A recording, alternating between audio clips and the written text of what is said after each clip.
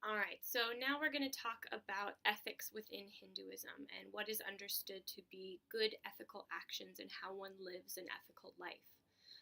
So the first thing to talk about within that is the term Dharma.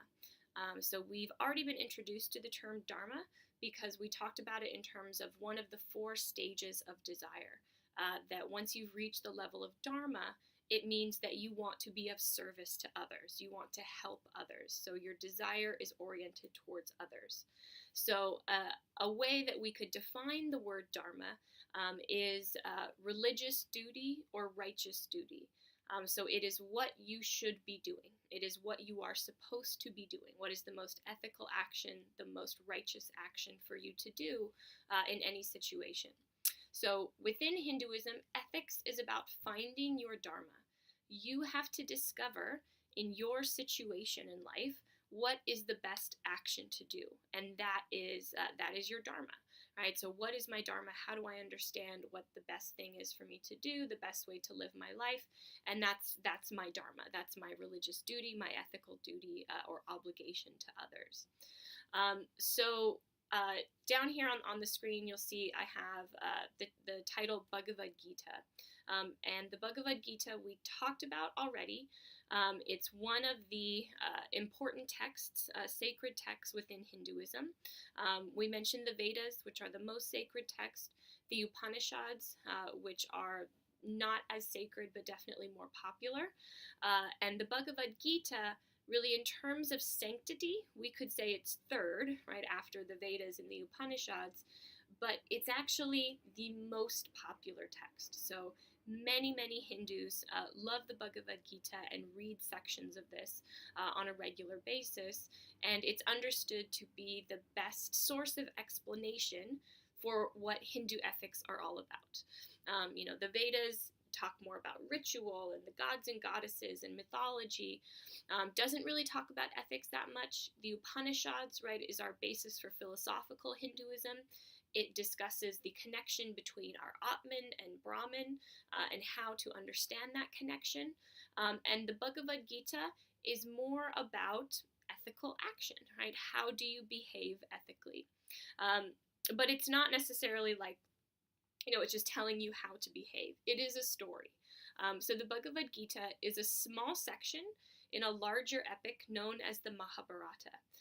And the Mahabharata Prothero talks about the Mahabharata. It's a story about a civil war in Hinduism, in India's sort of mythical, historical past. There are some scholars who think that this civil war actually happened, and others who think that it's more a mythical war.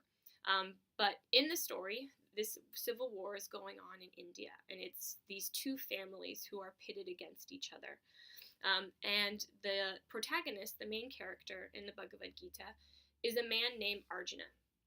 And Arjuna is a member of one of the families, and he really struggles with his role. So Arjuna is a warrior, he is a soldier, and he has this chariot driver, or we could say chauffeur today.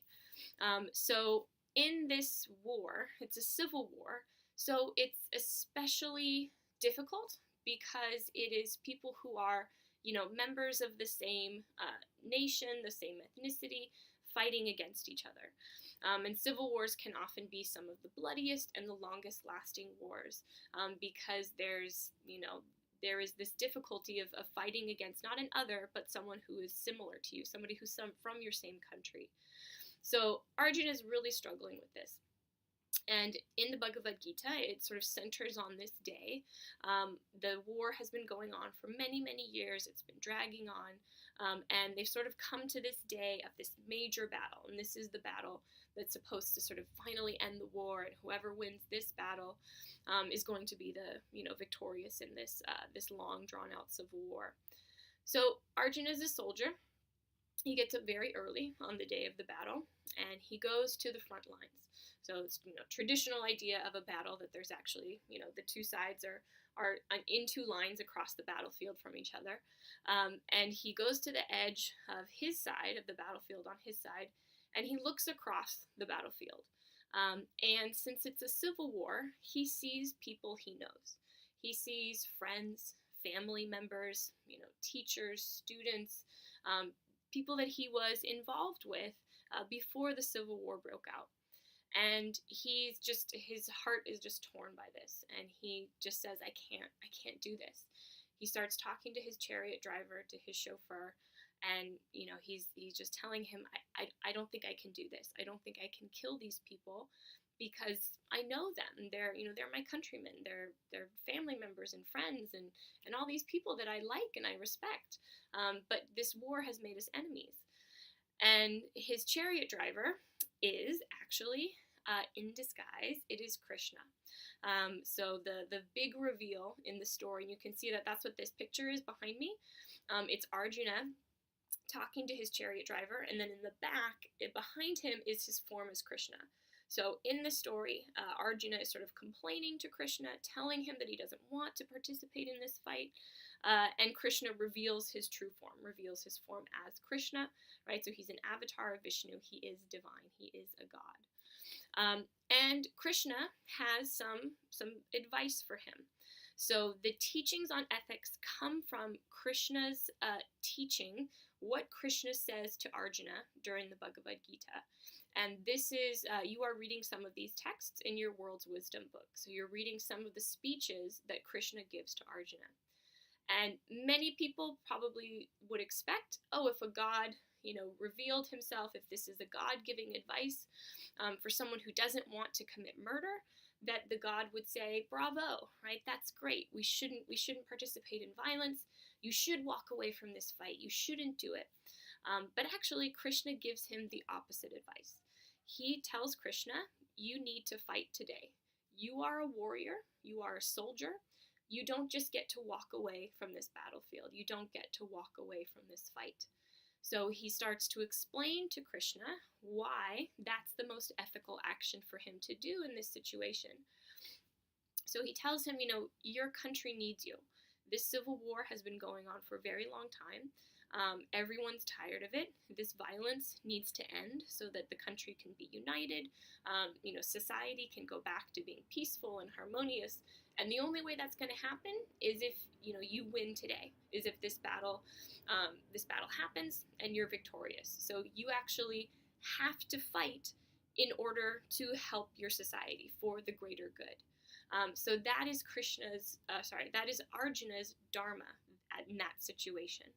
Right? His Dharma is what is the most appropriate or the most ethical action. And you'll see the sentence that I have up here before Bhagavad Gita says, what is best for others? So finding your Dharma, the key to finding your Dharma, as Krishna teaches us in this text, is not asking what's best for you, right? So Arjuna doesn't need to look to his own emotions or feelings that day, right? Because if he followed those, he would walk away from the battlefield. He doesn't want to fight. He doesn't want to harm these people. That's what's best for him, right? That's a decision that is serving him because he doesn't want to be involved in that action. But when he changes that question and says, well, what do others need from me, right? What does my family need from me? What does my country and my society need from me? And they need him to fight. They need him to be a soldier and to finally end this civil war. So Krishna teaches Arjuna how to find his Dharma, and those teachings are understood to help all Hindus better find their Dharma. So the sort of the key questions or the key ways that one finds their Dharma is first by asking what's best for others, right? Not what's best for ourselves.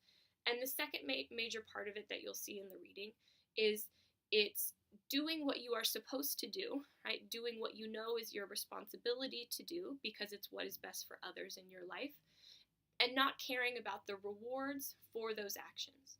So another key part of ethics in Hinduism, so I'll put up here now, is to earn good karma, but we earn good karma by not chasing good karma. So it may seem paradoxical, but how one earns good karma in life is by simply doing what is best, finding your Dharma and carrying out that action, and not caring about the karmic rewards or punishments for it. So, Arjuna may have been, scared, oh, I don't quite know if this is the right action, fighting in this war, because what if killing people is going to earn me bad karma? But the idea is that that's not the question that you should be asking. To find out what is the best thing to do, you simply ask, what do others need from me today?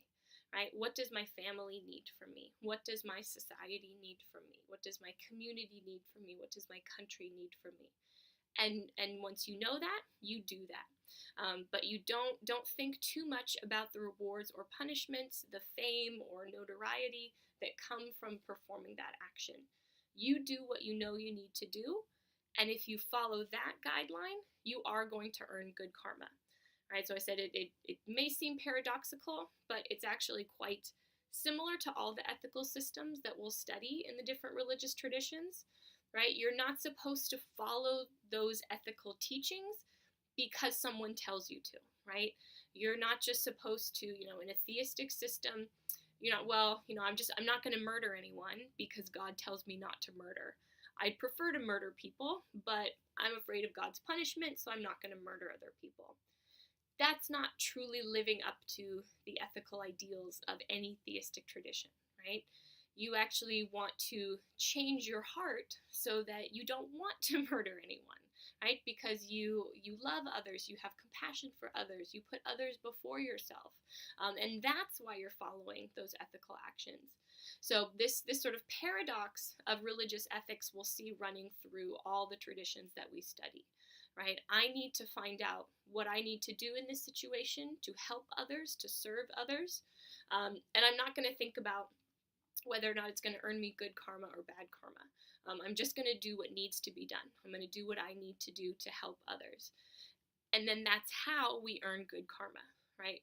So in Hinduism, there's no list of things to do and not do. And it's an interesting religious ethical system because it's relative. There are no really hard and fast rules of this is always appropriate and this is never appropriate, because finding one's dharma is very individual, right? It's very specific to you and to your station in life. It could be specific to your caste, which we'll talk about next, your different social caste or class that you occupy. So another important aspect of the story is that Arjuna comes from the warrior caste. So it is his social duty to be a soldier. And to fight and to defend his country. So that's another reason why he really does need to fight that day. It could be based on your stage in life, right? What's most ethical for a student is not most ethical for somebody who's in the withdrawal stage of life, right? That can also determine your dharma. So it's very individualized, it's very personal, and an action that is ethical in one situation could be unethical in another situation. For example, right, Arjuna, his dharma is to fight, right? His dharma is to engage in battle that day to bring an end to this civil war. But many people are familiar with Gandhi, who was a Hindu and was one of the strongest advocates in the 20th century for nonviolence. Right? He advocated peaceful nonviolent protests to try to liberate India from British colonial rule. So in his situation, his dharma was nonviolence, right? Was not to fight against the British. That was the most ethical and appropriate action for his situation, in his society, in his point in time. Whereas Arjuna, his dharma was to fight, right? So what is most ethical in one situation is not always going to be the most ethical decision in another situation.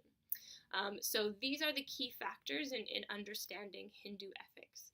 It comes from this text, the Bhagavad Gita.